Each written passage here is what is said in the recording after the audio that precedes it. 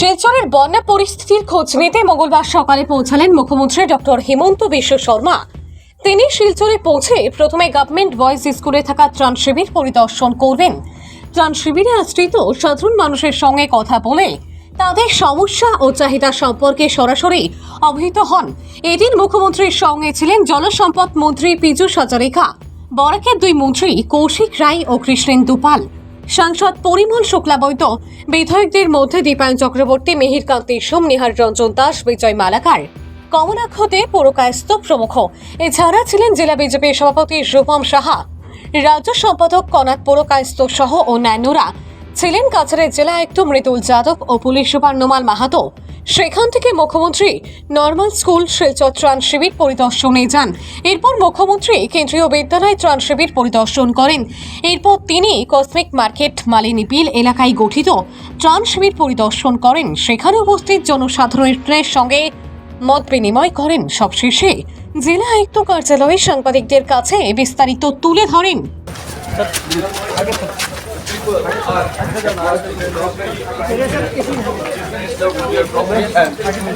Dr. Vishwa Sharma assured all kind of necessary help. आगे जाओ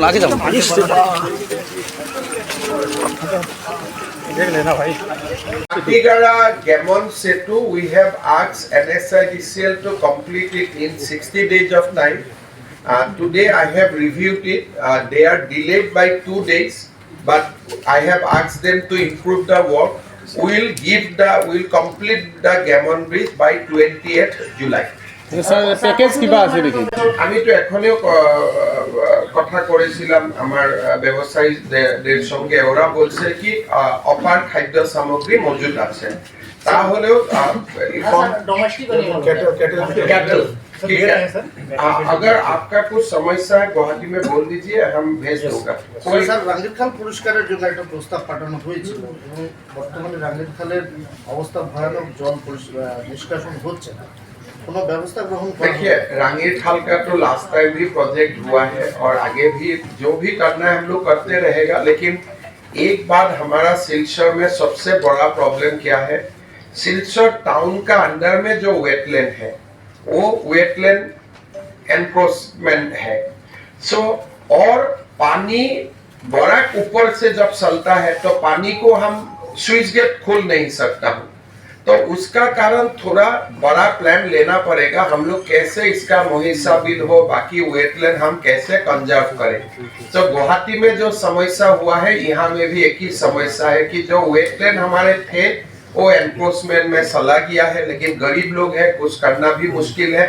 आप लोग सब जानते हैं कि बराक का जो हमारे बराक रिवर है, ये बराक रिवर को हम लोग 19.83 में इसको डेंजर लेवल मानता हूँ।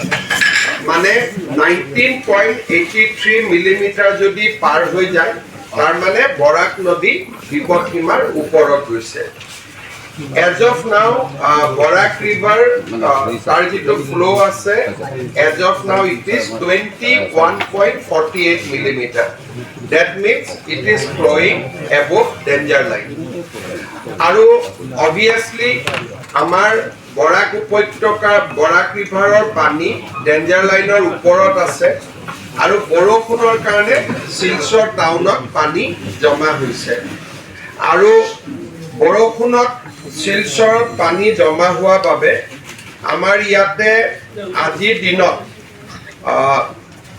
প্ৰায় গোটেই কাছাৰ ডিষ্ট্ৰিক্টত 5টা ৰেভিনিউ চাৰ্কেল এফেক্টেড হৈছে, 146 ভিলেজ এফেক্টেড হৈছে আৰু এজন লোকৰ এতিয়ালৈকে মৃত্যু হৈছে, 90টা ৰিলিফ কেম্প হৈছে, 19,249 কেম্পত ইনমেটছ আছে, টোটেল ৰিলিফ চেণ্টাৰ 24 নাম্বাৰছ আৰু কিছুমান মানুহ ঘৰত আছে, আমি তেওঁলোকক ডিষ্ট্ৰিবিউচন চেণ্টাৰ হিচাপে ধৰিছোঁ।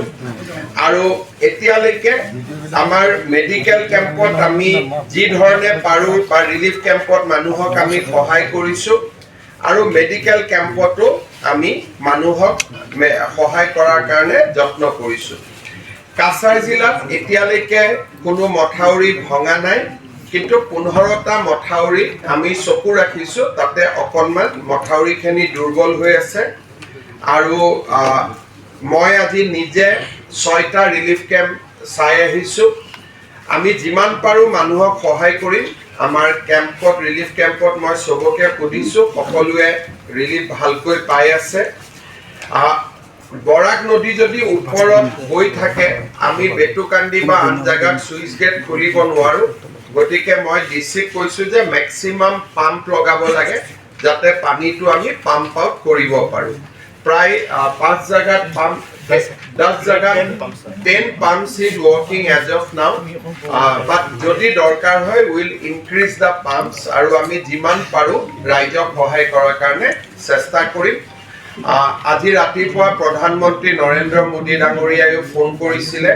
অসমৰ বান সমস্যা তেওঁ খবৰ লৈছিলে মই বৰাক ব্ৰহ্মপুত্ৰ দুইটা উপত্যকাৰে হোৱা বান পৰিস্থিতি তেখেতক মই যিখিনি ক'ব লাগে গোটেই মানুহৰ কিমান কষ্ট হৈছে তেখেতক মই কৈছো আৰু সেন্ট্ৰেল গভৰ্ণমেণ্টৰ ফালৰ পৰা আমাক সকলো সহায় কৰিব আৰু অসমতো আমি যিমান পাৰো মানুহক আমি সহায় কৰিম আজি মই প্ৰথম দিন আহিছো উইদিন দিস উইক মই আৰু এবাৰ শ্ৰীভূমিলৈকে আহিম next 3 to 4 days I will come back again যাতে মই শ্ৰীভূমি জিলাটো যাব পাৰো আৰু বৰাকৰ মানুহৰ লগত আমি আছো in the time of this difficulty will stand by the people of Barak valley আৰু আমি যিমান পাৰো will extend all possible helps আপোনালোকৰ কিবা কোৱেশ্চন আছে U can raise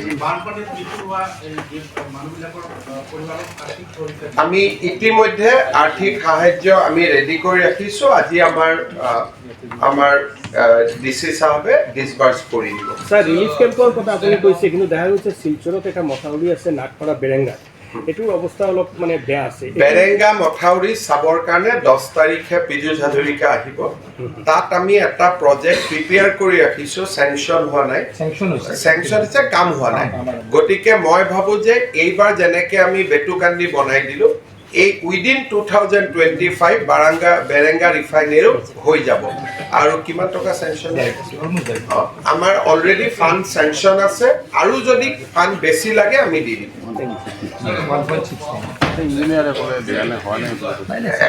As you know, we have a formula for farming land, for fishery, for veterinary, horticulture. We have formula of disbursing relief. I have already advised DC to upload the names of the people who are suffering. We will help each and every family. Last year also we helped each and every family. This year also it will be my commitment. We will help each and every family affected by flood. Sir পরীক্ষাটো পাতা নহলে পিছত দিগদাৰ হয়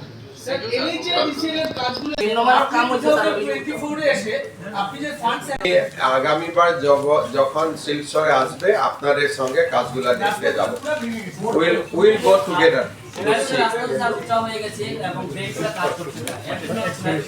Barack नीचे जाने से कोई problem नहीं तब तो बेटोकांडी में स्विच गेट हम खोल देगा पानी बराक तक निकल जाएगा या बाकी स्विच गेट लेकिन आज का दिन में तो हम स्विच गेट भी खोल नहीं सकता हूँ इसलिए रिवर का जो आज का जो डेटा है 21.49 मिलीमीटर है लेकिन फिर भी कोई बराक से पानी नहीं आ रहा है बिकॉज ऑफ एम्बैंकमेंट और अभी हम बेटोकांडी में सीआरपी भी प्लेस कर दिया है बेरेंगा में भी सीआरपी है तो मोटा मोटी नदी से पानी नहीं आएगा लेकिन रेन का पानी का थोड़ा तो समस्या है আজি কিমান টকা উঠিছে স্যার आज थोड़ा पानी गिर रहा है কিমান টকা ডোনেশন উঠিছে মই চোৱা নাই তো আৰু কিবা পেকেজ দিব নেকি স্যাৰ বানপানীৰ কাৰণে বানপানীৰ কাৰণে যিটো কৰিব লাগে আমি কৰিম এতিয়াতো বানপানী ষ্টাৰ্ট হৈছে লাষ্টলৈকে দেখা যাব